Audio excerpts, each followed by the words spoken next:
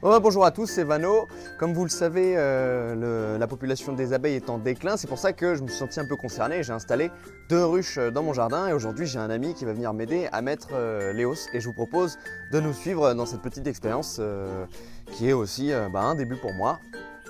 Et on va voir comment ça se passe. Je vous propose de me suivre. A tout de suite. Ça c'est l'enfumoir, hein. Je pense que j'ai pas besoin de vous faire un dessin. Le but c'est de créer une fumée assez épaisse mais pas trop chaude parce que comme c'est ce qu'on va balancer sur les abeilles, il vaut mieux pas que ce soit brûlant, sinon on va les cramer tout simplement. Ouais, faut éviter aussi de mettre des produits bizarres, genre cramer du plastique, cramer du carton avec du plastique, cramer des herbes de Provence. Voilà, tout simplement aérer tout doucement. Et donc Thibaut, pourquoi on a besoin d'un enfumoir? Pour les enfumer.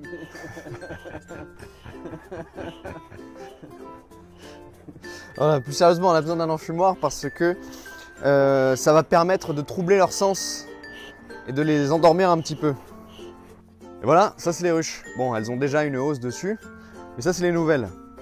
Alors les hausses, c'est la partie la plus claire que vous voyez au-dessus. C'est là-dessus qu'il va y avoir 9 cadres comme celui-ci. Et ce sont sur ces cadres-là que les abeilles vont stocker leurs réserves de miel. Et alors, pourquoi on en met une deuxième? Tout simplement parce que celles du dessus, elles sont déjà pleines. Comme il a fait beau cette année, elles ont pu butiner toutes les fleurs qu'elles pouvaient trouver.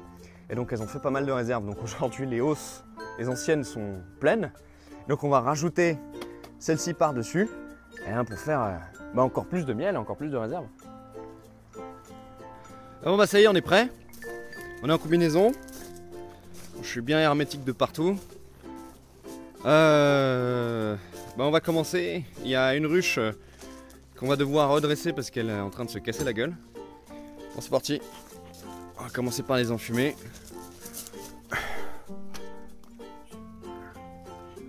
Alors j'aère par en dessous parce que il y a une grille. C'est aéré par en dessous, donc la fumée remonte.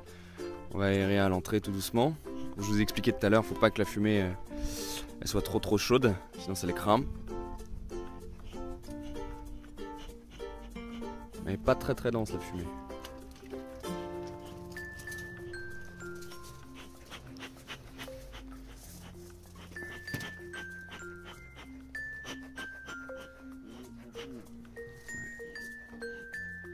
Voilà.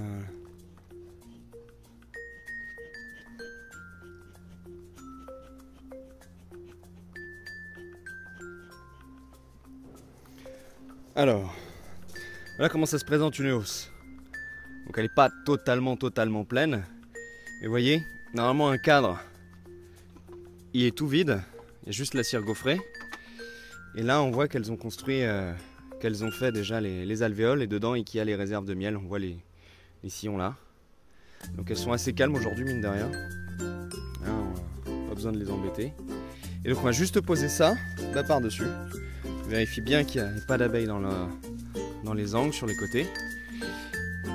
Et voilà, ça y est, tout simplement. Ça fait une belle ruche. Et donc, je vous expliquais tout à l'heure, on les a redressées pour qu'elles soient bien stables, parce que mine de rien, c'est vachement lourd. Et quand avec une ruche, on peut récupérer en moyenne 20 kg de miel, là avec une deuxième hausse, on va pouvoir récupérer en moyenne peut-être 20 kg supplémentaires. Sans compter le poids du corps de ruche directement. Donc ça peut être très lourd, très vite très lourd. Ici ça s'écroule, je vous raconte pas les dégâts. Et donc ensuite on referme, on réhermétise la ruche, on met le bac nourricier qui est juste là en dessous. Ça c'est l'isolant, donc il peut être de différentes épaisseurs selon la saison. Et là tout simplement le toit qu'on pose après avoir bien vérifié qu'il n'y ait pas d'abeilles en dessous pour éviter de les écraser, parce que on n'est pas là pour les massacrer. Et voilà, on va répéter l'opération avec la deuxième, tout simplement.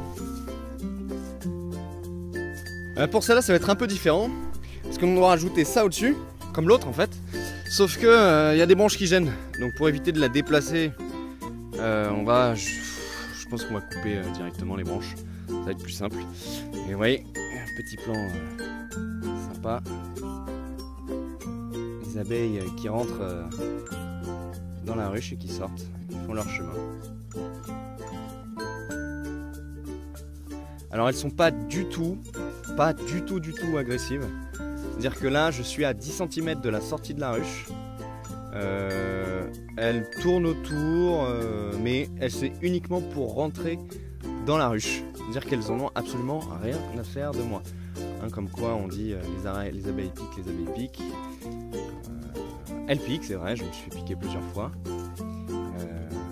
Mais elles sont pas agressives. Il faut vraiment y aller, je pense. Ça dépend vraiment aussi du temps, de la saison, du patrimoine génétique de la reine aussi. Donc voilà. Ah, donc pour les puristes, je répète que je suis pas apiculteur professionnel, je me suis juste procuré 2 ruches parce que je me sens particulièrement concerné par le déclin de la population des abeilles sur la planète. Ouais, c'est la fin de cette petite vidéo sur les petites notions d'apiculture. Notions, hein, entre guillemets. Thibaut, un petit mot à dire peut-être? Bon, c'était marrant. C'était marrant? C'était marrant. Qu'est-ce que tu penses d'avoir une ruche dans son jardin? C'est bien. C'est bien? J'aime pas les vidéos comme moi. Désolé, mais c'est pas grave. Écoute, je pense que c'est un geste, ça fait un geste éco-responsable d'avoir une ruche dans son jardin. Vous voyez, c'est pas énormément d'entretien, il y a quelques visites dans l'année. Si vous récoltez le miel à votre guise, si vous voulez pas, c'est pas grave, ça fera leur réserve. Et puis, je pense que voilà, on devrait tous avoir au moins une ruche dans son foyer, même pour les allergiques. Moi-même, je suis allergique, vous voyez, hein, sans problème. Pas de problème, en combinaison, tout est bon. Donc je vous dis à très bientôt sur la toile, restez à l'antenne. Et pour tous les mots techniques, vérifiez les autres vidéos, hein, surtout pour le lexique et les notions de base en biologie animale. Voilà, je vous dis à bientôt, ciao ciao.